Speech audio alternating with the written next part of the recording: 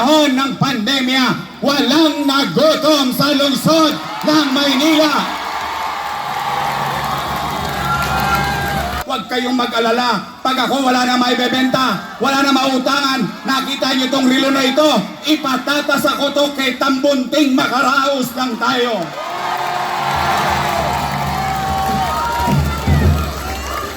Yun.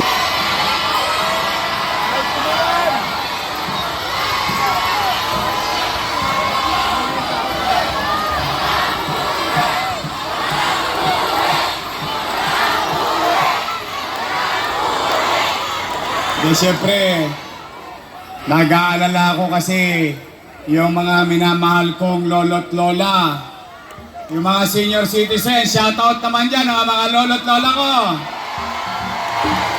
Yan ang pinaka-spoil sa akin. Ayaw ko kayong magkasakit. Bakit? Pag kayo nagkasakit, mapupunta kayo sa ospital. Pagdating sa ospital, nga. Uy, di ba nakakalungkot? O kaya naman siyempre, inaalala ko rin ang kalagayan ninyo. Mano pa, mukhang hindi pa kayo kumain. Taas ang kamay ng hindi pa kumakain. Talagang ganyan ang buhay. Lilipas din yan. Maraming salamat. Kahit na kayo nagugutom, malamang pag-uwi ninyo sa kanya-kanya nyong bahay, maraming titila po na kaldero, walang nagsaing. Kasi nandito lahat sa Moriones. Pero, mga batang tondo, matanong ko lang kayo, handa na ba kayo? Handa na ba kayo? Nako, magsipag-ingat kayo. Bumalik ka na! Bumalik ka na! Bumalik ka na!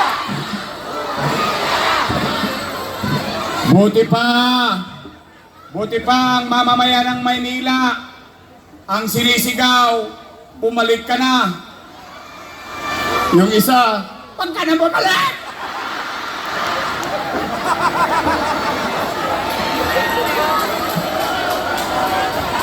Don't panic. Hindi, ako naman ha. Ito, kung may halaga,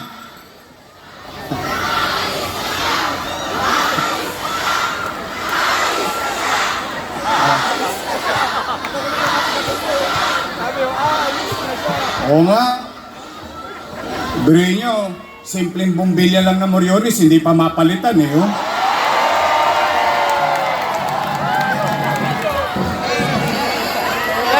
Namamatay na yung halaman ko dyan. Tayo real talk tayo, real talk. Tayo, pare-pare tayo may karanasan sa Moriones. First time natin nakita, dati tambakan lang ng basura ng kung sino-sino yan. Naging garden, naging maayos, naging malinis, naging maliwalas. O ngayon, Basura na ulit!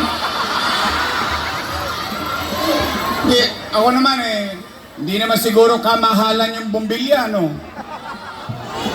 Pagka talagang ang gobyerno walang malasakit, wala talaga. Mano pa, kapag ang leader hindi umiikot, hindi niya nakikita yung tunay na sitwasyon at kalalagayan ng kanyang pamayanan at ng kanyang mamamayan.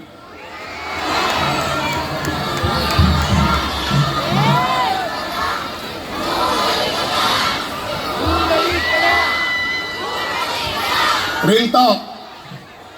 Gusto niyo ba talaga akong bumalik? Marami akong iniwang utang Ayan na! Ayan na! Maraming utang, napapamahal namin sa'yo. Di ba sabi nila, inaraw-araw na kayo? Durin ninyo, ako na yata ang almusal nila, tanghalian, hapunan, yung isa naman ginawa kong pulutan. Marami daw tayong inutang. O, taas ang kamay na walang utang. Nakita niyo na. O, pero, ako naman ha. O sige, basta. Ito muna.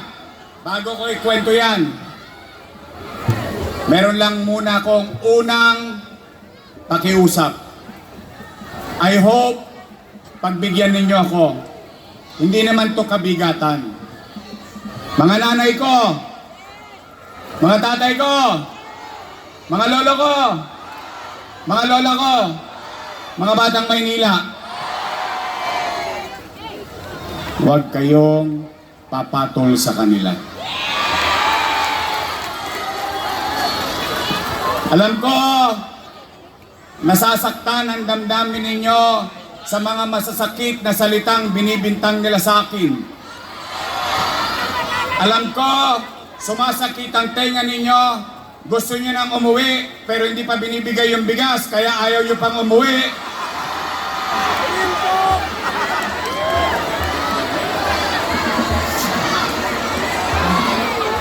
Pero, kahit masakit sa tenga, tiniis nyo na lang. Sayang din naman, masasaing din yun. Alam ko, nakarinig na kayo. I think, lahat na yata ng pinakamasamang salita, idiniscovery sa akin. Ang ikinalulungkot ko naman, lahat daw ng ginawa ko ay mali. Mali daw. Mali daw eh. Eh di pagbigyan natin sila, pagbigyan lang natin. Total, kwentuhan lang naman to. Total, hindi pa naman kayo kumakain. Sa kwento, mabusog kayo. Oh, kung lahat ng ginawa ko ay mali, eh di mali din sila. Kasama ko silang gumawa nun eh.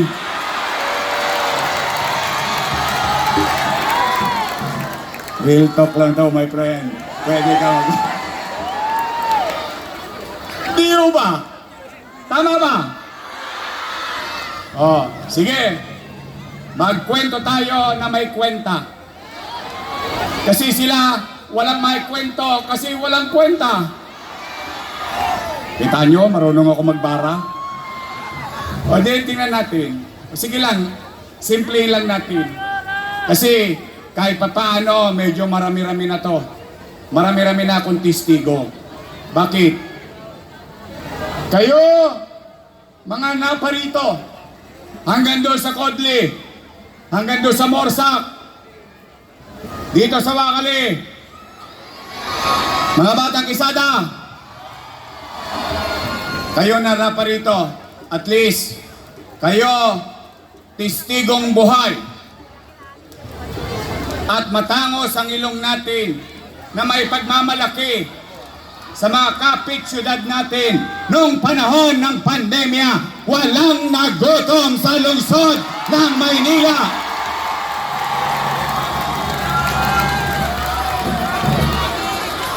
Mayaman, middle class, mahirap, walang pinili ang inyong yorme para makakain ang Maynila. Yun ang kwento. Lagyan natin ng kwenta. 700,000 families buwan-buwan tumanggap ng food box. Ilagay nyo na lang sa 1,000 bawat food box. 1,000 na lang. 1,000 na lang. 700,000 times 1,000, 700 million. Buwan-buwan. Times 8 months. 8 times 7, 5.6 billion piso. Saan ko kukunin yun? Umipot ako ng ginto? Hindi. Hindi. Bakit? Bakit? Bakit ginawa ko ng paraan? Ano sinabi ko sa inyo? Hindi naman ako nagkubli. Kailan ba ako nagsinungaling sa taong bayan noong panahon ng pandemya? Napapanood nyo lagi ako sa Facebook. Every Friday nagre-report ako. Ano sinabi ko? Ang sinabi ko, nung magpapandemya na, na magla-lockdown na. Natatakot ang tao, baka magutom, baka mamatay. Ano sinabi ko sa Facebook? Pumanatag kayo mga batang Maynila. Huwag kayong mag-alala. Pag ako wala na maibebenta, wala na mautangan, nakita niyo tong relo na ito, ipatatas ako to kay Tambunting, makaraos lang tayo.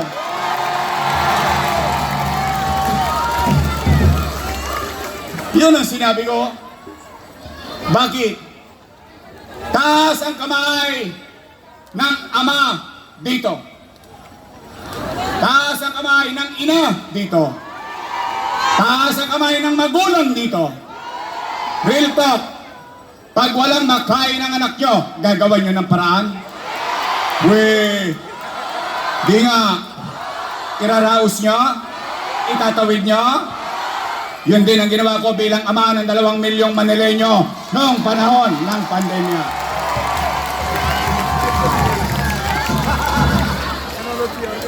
Mali daw yun. Mali daw na magkaroon at shoutout sa mga batang almaryo. Mali daw magkaroon ng air condition na paralan na mas maganda pa sa Holy Child. Tama naman. Tama ba? O, tingnan ninyo, kung walang vision ang leader ninyo, nung araw, ang klase kinakansila dahil may bagyo. Ngayon, kinakansila dahil mainit. Tama ba? Pero yung almaryo,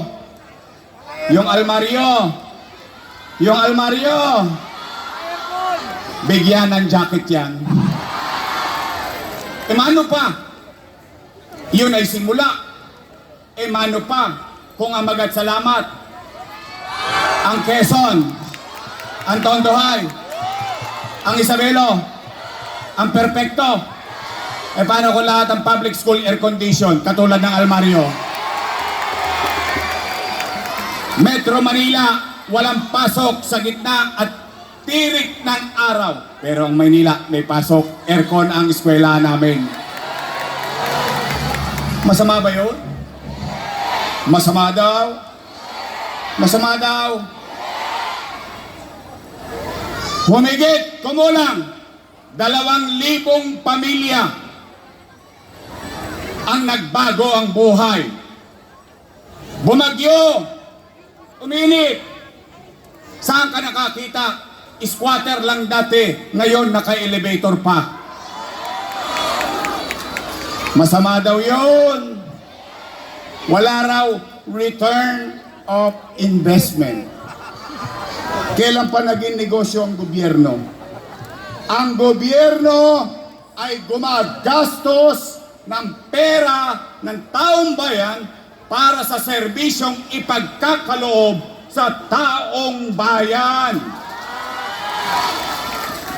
Tingnan nyo. Matatanda na ang iba sa inyo dito. Hindi naman sa pagano. Yung iba dito, konti na lang ang birthday. Real talk lang, real talk. O tingnan po ninyo. Nagkabagyo. Uminit ang araw. Yung mga pamilyang natira sa Condominium 1, Condominium 2. For the first time in history ng Maynila, nagkaroon ng condominium na pinagawa ng pamahalaang lungsod ng Maynila. Mano pa? Kung magtuloy-tuloy yun, edi lahat tayo naka-condominium na. Sana all. What I'm saying is that, ano't ano man ang aking ginawa, hinaharap ko yan sa taong bayan. Bakit? Hindi naman ako nahiya. Bakit? Pinakinabangan ng taong bayan. May nagutom ba sa Maynila? May gamot ba noong pandemya sa Maynila? Meron bang bakuna sa Maynila? Nakaraos tayo. Nakatawid tayo.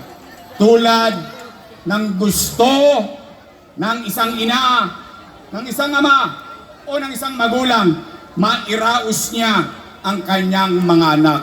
Yun ang pagtingin ko bilang alkalde ng lungsod ng Maynila.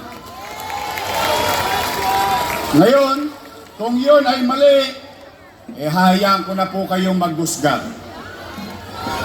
Ngayon, kung naniniwala naman kayong tama ang ginawa ko, nalulungkot nga ako, yung mga dati kong kasama, nung araw, papuri rito, papuri roon, papuri kahit saan, palakpak dito, palakpak doon. Ngayon, ako na pinakamasama sa kanila. Ang tanong ko, at ang tanong ng mga taga Maynila, ano ang ginawa ninyo sa loob ng 3 taon?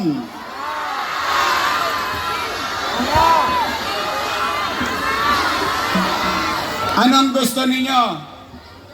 Bilis kilos o biglang kilos? Ngayon, marami na akong natanong, but for the first time, publicly, across age, dati kausap ko lang, puro matatanda. Ngayon, tatanungin ko kayong lahat, mga taga Maynila, yung napapansin ko, dahil sinabi ko sa inyo, huwag kayong papatol, huwag kayong maninira, huwag, hayaan nyo na sila. Pagayaan natin, pero tatanungin natin ang taong bayan. Tatanungin natin, kung napapansin nyo, yung napapansin ko, kaya kayo ang sasagot. Bakit? Kayo ang nakararanas kung totoo ba o hindi. Nay! Tay! Mga lolo't lola ko, napapansin nyo ba dumudugyot na naman ng Maynila?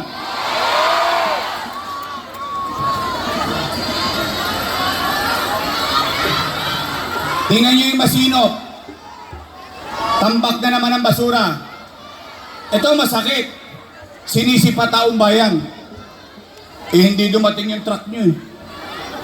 Yung truck nyo hindi kasya sa eskinita Nahirapan ng tao. Pinalitan ninyo. Sakripisyo mamamayan. Nangadugyot. Ngayon, totoo ba ang dugyot na naman ang lungsod ng Maynila? Gusto nyo bang luminis ulit ang lungsod ng Maynila? Tulungan nyo kami. Lilinisin ko ulit ang lungsod ng Maynila. Pangalawa, napapansin nyo ba? Kaliwat kanan na naman ang mga tulongges sa lungsod ng Maynila.